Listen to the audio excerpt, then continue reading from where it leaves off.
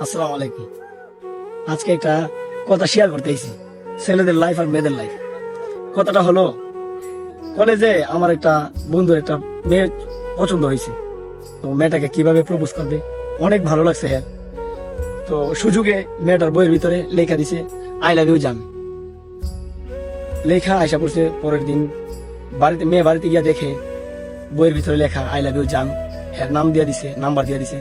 আয়সা ক্লাসে ওর মানে আমার বন্ধুর দিকে মেয়েটা একদম রাগান্বিত চোখে তাকাইছে। তাকানোর পরে আমার বন্ধু তো মনে মনে খুশি, বয়ও কাজ করতেছে আবার খুশিও কাজ করতেছে।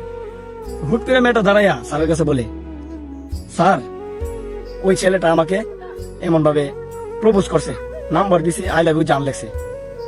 তো স্যারে ওইটার করছে, বিচার করছে, ছেলেটাকে 1 সপ্তাহের জন্য মানে স্কুলে যাওয়া বন্ধ করে দিছে। তো 1 সপ্তাহ ধরে ছেলেটা স্কুলে যায় না। তো মেয়েটা তো একদম ঘাবড়ে গেছে। মেয়েটা বলে, আমি কি করলাম, ছেলেটাকে 1 সপ্তাহ ধরে স্কুল থেকে বঞ্চিত করে দিছে। 1 সপ্তাহ পরে স্কুলে আসার পরে ছেলেটা, তখন মেয়েটা ছেলেটাকে কিছু না বইলা ছেলেটার বইয়ের ভিতরে লিখে দিছে আই লাভ ইউ টু জান।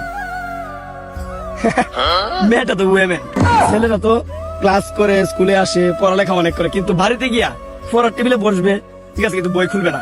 তো ওই বইয়ের ভিতরে যদি মাইয়াটা বলে আই লাভ ইউ জান, এটাকে কোনোদিন ছেলে দেখবে? প্রায় 2 বছর একসাথে পড়ালেখা করছে, ছেলেটা একদিনও মেয়েটার আই লাভ ইউ টু রিপ্লাইটা দেয় নাই। আসল কথা হয়েছে, ছেলেটা কোনোদিন দেখেই নাই মেয়েটা যে ছেলেটাকে বলছে আই লাভ ইউ টু জান। ধন্যবাদ।